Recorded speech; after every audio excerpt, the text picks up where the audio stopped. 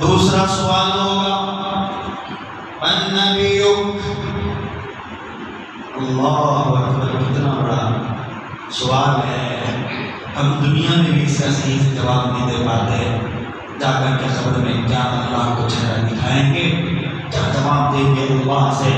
فرشتے پوچھیں گے اللہ کے من نبیک، تمہارا پیغمبر کون ہے، تمہارا نبی کون ہے؟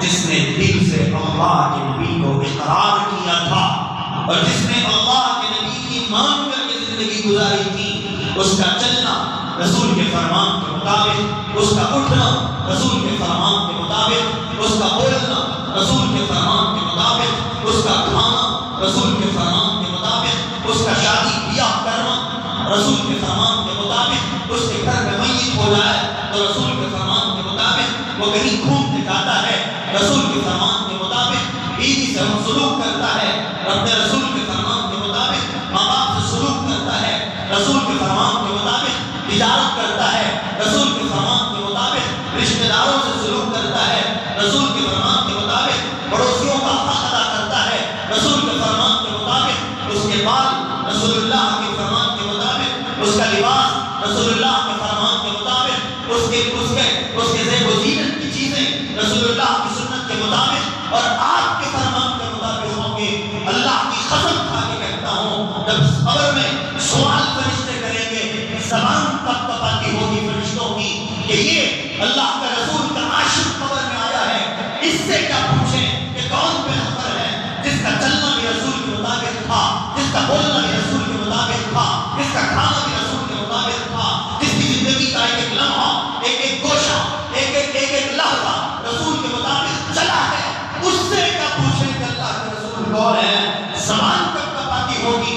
فارمیلٹیز کا فرشتوں کے سوال کرنا پڑتا ہے۔ حضرت موسیٰ سے جب سوال کیا گیا، پیغمبر سے جب سوال ہوا تو میں اور آپ کون سی کھیت کی ملی ہے؟ ہر ایک سے سوال ہوگا، لیکن جو اللہ کے رسول کا سچا عاشق ہوگا، فرشتوں کی زبان کب کپائے گی؟ فرشتے ڈرتے ہوئے، کانپتے ہوئے، تھرراتے ہوئے پوچھیں گے من نبیک، آپ کے پیغمبر کون ہے؟ وہ دھڑلے سے جواب دے گا نبینا محمد صلی اللہ علیہ وسلم۔ ایک اور روایت میں فرشتے سوال نہیں کریں گے من نبیک، بلکہ اس کی قبر سے لے کر محمد رسول اللہ صلی اللہ علیہ وسلم کی قبر تک جتنی چیزیں ہوں گی ہٹا دی جائیں گی، اشارہ کر کے پوچھا جائے گا یہ آدمی کون ہے؟ اللہ اللہ، جسم پہ رونگٹے کھڑے ہو جاتے ہیں جی، قبر میں جا کے رسول اللہ کے چہرے کو دکھا کے پوچھا جائے گا یہ کون ہے؟ من کان ھذا الرجل، یہ آدمی کون ہے؟ جانتے بھی ہو وہ آدمی اللہ کے رسول کے مطابق زندگی گزار کے گیا ہے، دیکھ کر کے کہے گا یہ تو میرے عاشق، میرے پیغمبر، میرے محبوب محمد رسول اللہ ہے، اور جس نے اللہ کے نبی کی زندگی کو چھوڑ کر یہود و نصارہ کو اپنایا تھا، اپنے بال یہودیوں کے بال کی طرح، چہرہ یہودیوں کے چہرے کی طرح، لباس چست لباس جس سے اعظم نظر آتے ہو، پیشاب کے قطرے جس کے پینٹ میں چڑھ جاتے ہو، جس کی پاکی صحیح نہیں ہوتی، جس کا استنجا صحیح نہیں ہوتا، ایسے چست لباس پہن کر جس نے رسول اللہ کی شان میں گستاخی کی ہوگی، اللہ کی قسم وہ رسول کو دیکھ کر کے کہے گا آہا لا ادری، آہا لا ادری، میں نہیں جانتا یہ آدمی کون ہے۔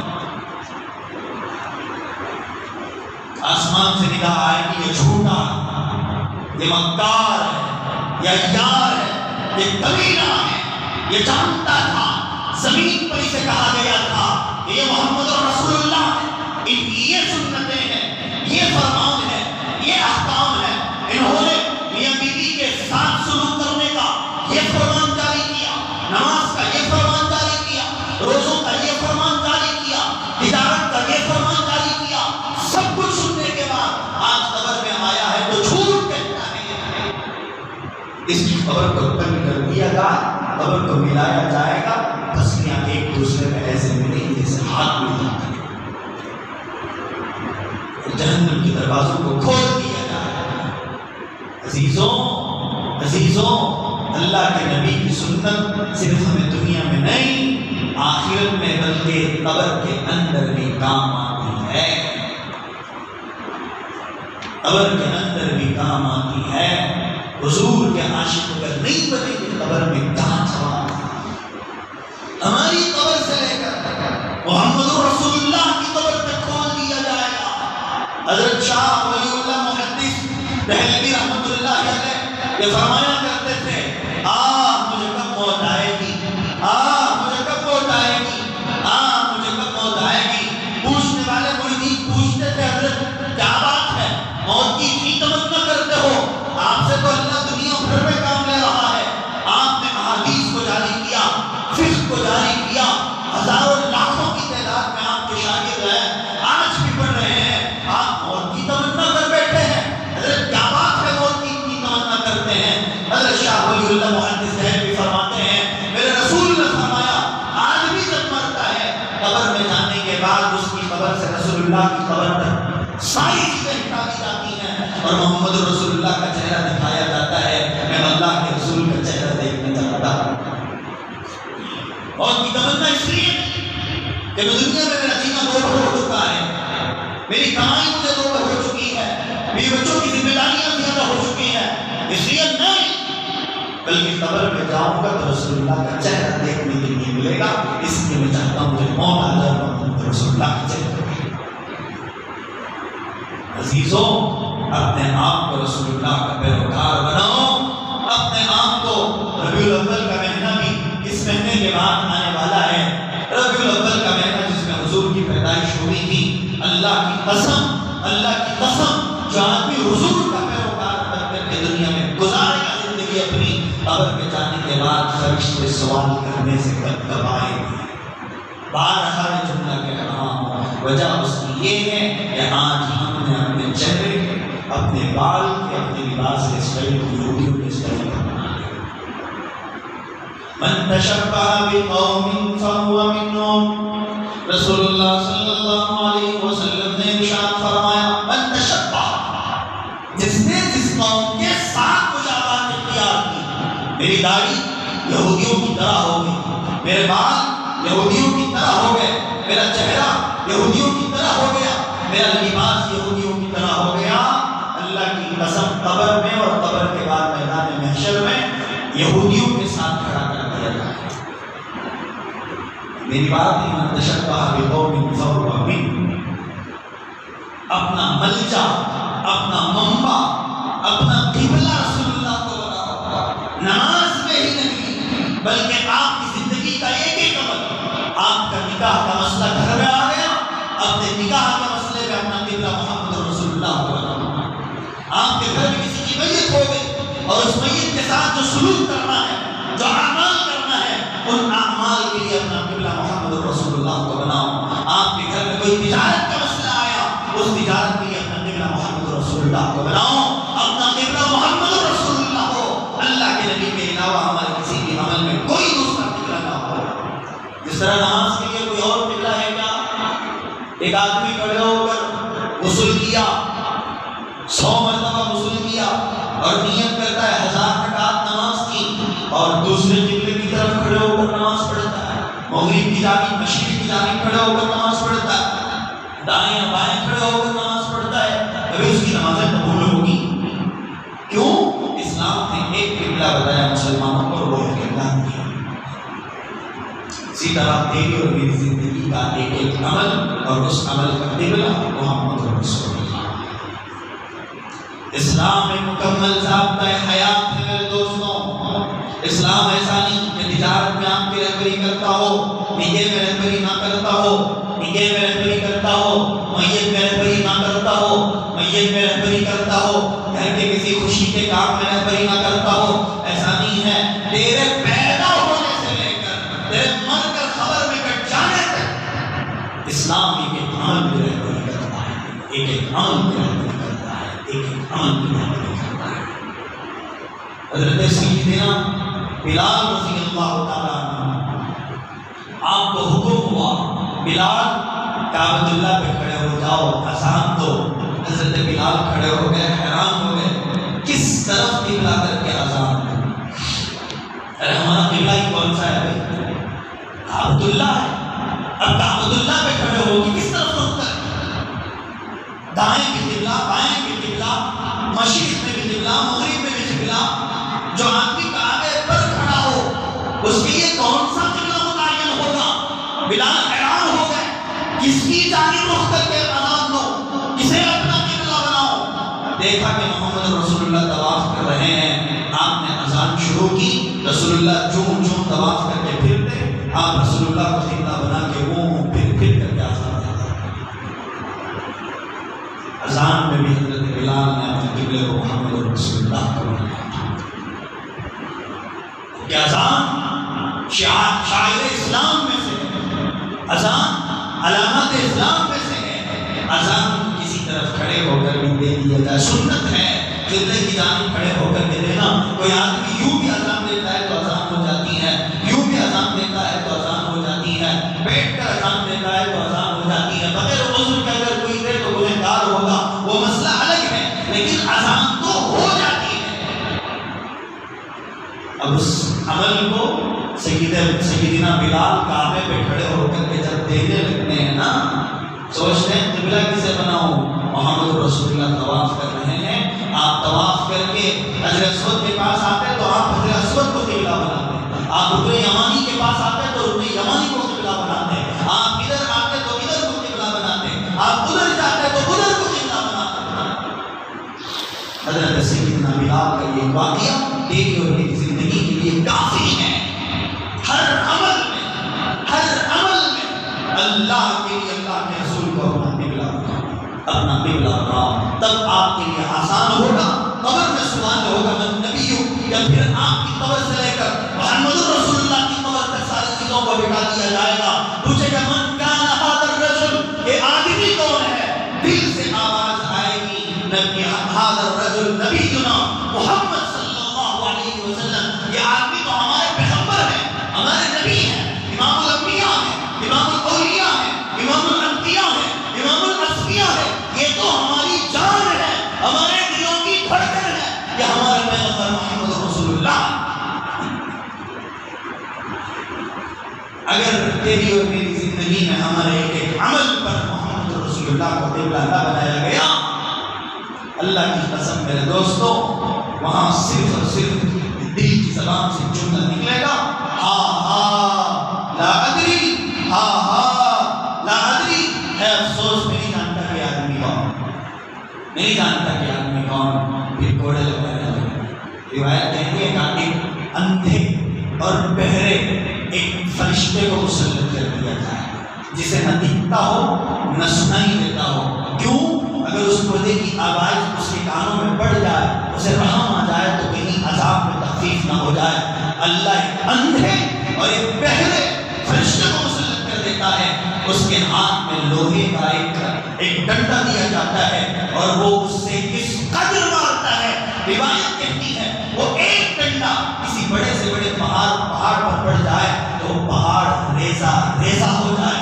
ایسے ڈنڈے سے جب اس میت پہ مارتا ہے، وہ میت 70 گز زمین کے اندر گھس جاتی ہے، اور اس کی روح نکل کر کے بھاگنے لگتی ہے۔ فرشتے اس کی روح کو پکڑ کر کے پھر اس کے جسم میں داخل کرتے ہیں، پھر سے اسے عذاب دیا جاتا ہے۔ قیامت کی صبح تک یہ چلتا رہتا ہے۔ کس دنیا میں کھوئے، خصوصاً ہمارے گھروں کے اندر شادی بیاہ کا مسئلہ آ جائے، اللہ کے رسول کو تو بھول ہی جاتے ہیں۔ اللہ ہم بھول ہی جاتے ہیں کہ محمد کون ہے۔ اللہ ہماری حفاظت فرمائے، اللہ ہماری حفاظت فرمائے۔ گھر کے اندر نہیں حضرت دادی ظلم کر رہی ہے، میں کسی بیٹھانا ہلدی کا رسم کرنا چاہتا ہوں، دادی ظلم کر رہے ہیں، لیکن محمد رسول اللہ منع کر رہے ہیں۔ اب آپ اپنی دادی کی بات کو سن کر کے جنت میں جانا پسند کرتے ہو، یا محمد رسول اللہ کی بات سن کر کے جنت میں جانا پسند کرتے ہو، یا آپ اپنی زندگی میں بالکل مختار ہے، اختیار ہے آپ کو، دادی کی شریعت پر چلنا ہے تو چلو، اور جہنم کو اختیار کرو۔ محمد رسول اللہ کی شریعت پر چلنا ہے تو چلو، اور جنت کو اختیار کرو۔ شادی بیاہ کے مسئلے میں صاحب کا نوجوان کا فون آیا، حضرت نسبت کو جانا کر کوئی تو نوجوان اس رشتے میں ہے یا نہیں جانتا، آڈیو کال آیا تھا، حضرت نسبت کو جانا کر وہی، لیکن ہمارے امی اور ہمارے گھر والے لوگ کئی کو تو محرم کا مہینہ شروع ہو گیا۔ محرم کے مہینے میں نحوست کا دن حضرت شادی ہونا، محرم کے مہینے میں حضرت ایک دم قتل ہو جاتا ہے، شوہر یا بیوی مر جاتی ہے دینا، یا پھر کچھ نہ کچھ حادثہ ہوتا ہے، یا دونوں میں طلاق ہو جاتا ہے دینا۔ حضرت ایسا مسئلہ ہے، کیا کریں؟ 5 منٹ میں نے اس نوجوان سے بات کیا، پھر وہ نوجوان الحمدللہ آمادہ ہو گیا۔ محرم کا مہینہ میرے علم کے مطابق میں نے جتنی احادیث پڑھی ہیں، جتنے قرآن کی آیات کو میں نے مطالعہ کیا اور اس کی تفاسیر پڑھی ہیں، جتنے فقہ کی کتابوں کو میں نے پڑھا ہے، اور 14 سال، ایسا نہیں کہ ایک دن میں پڑھ کر کے آپ کے سامنے آ کر کے بیان کر دوں، 14 سال تک جتنی کتابوں کو میں نے پڑھا ہے، سب سے بہترین نکاح کا مہینہ میرے کوئی ہے تو محرم کا مہینہ ہے۔ میں بڑے شان سے یہ بات کہتا ہوں، فخر سے کہتا ہوں، الحمدللہ میرا بھی جو نکاح ہوا محرم کی 10 تاریخ کو نکاح ہوا تھا۔ آج تک نہ میں مرا، نہ میری بیوی مری، اور نہ ہی ہمارے درمیان میں کوئی طلاق کا مسئلہ ہے۔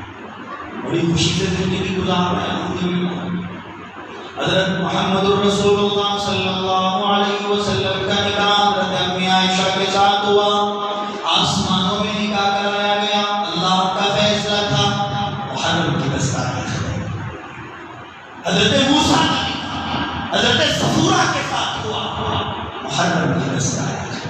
حضرت ابراہیم کا نکاح حضرت سارہ کے ساتھ ہوا، محرم کی 10 تاریخ۔ حضرت علی کا نکاح حضرت فاطمہ کے ساتھ ہوا، محرم کی 10 تاریخ۔ جس علی کو مان کر، جس علی کو اللہ کا مقام دے کر تم لوگ انہی کے نام پر اس مہینے کو گزارتے ہو، ہسٹری اٹھا کے دیکھ لینا، اس علی کا نکاح محرم کی 10 تاریخ کو ہوا تھا۔ ہاں یہ بات سچ ہے، حضرت سیدنا حسین رضی اللہ تعالیٰ عنہ کو 10 محرم میں شہید کر دیا گیا۔ حضرت حسن شہید ہوئے، علی اصغر شہید ہوئے، علی اکبر شہید ہوئے، کئی صحابہ شہید ہوئے، یہ بات صحیح ہے، لیکن حضرت حسن کی شہادت سے پہلے کتنے 100 واقعات ایسے ہیں جو محرم کی 10 تاریخ کو خوشی کے واقعات ہوئے۔ اور میں یہ بتا دوں، حضرت حسن کا بھی جو واقعہ محرم کی 10 تاریخ کو پیش آیا، یہ کوئی غم کا واقعہ نہیں تھا، بلکہ یہ بھی خوشی کا واقعہ تھا۔ کیوں؟ حضرت حسن سرکار دو عالم صلی اللہ علیہ وسلم پہلے ہی بتا چکے تھے جب حضرت حسن پیدا ہوئے، آپ نے پیشن گوئی فرمائی، میرا نواسا اسلام کی حفاظت میں مارا جائے۔ حضور کی پیشن گوئی ثابت ہو گئی، اور آپ حضرت حسن رضی اللہ تعالیٰ عنہ اسلام کے تحفظ میں اپنے آپ کو پیش کیا، اپنی گردن کو کٹایا تھا۔ قرآن کہتا ہے ان کو مردے نہ کہو بل ہم احیاء، بلکہ وہ زندے ہیں، اور وہ احمق لوگ ہیں جو زندوں کا ماتم کرتے ہیں۔ بہرحال یہ محرم کا ایک الگ موضوع ہے، آئندہ جمعہ انشاءاللہ آپ حضرات کے سامنے آؤں گا۔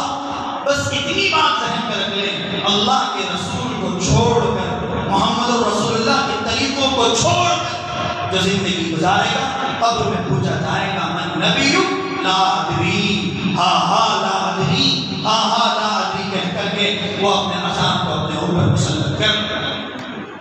اس لیے عزیزوں، اللہ کے لیے اپنی زندگی کو کیا ہو جائے گا، اپنی عزت کی خاطر اگر کوئی آدمی کی عزت جانے کا مسئلہ ہے، لیکن سنت کو اپنانا ضروری ہے، وہاں سنت کو اپنا لے۔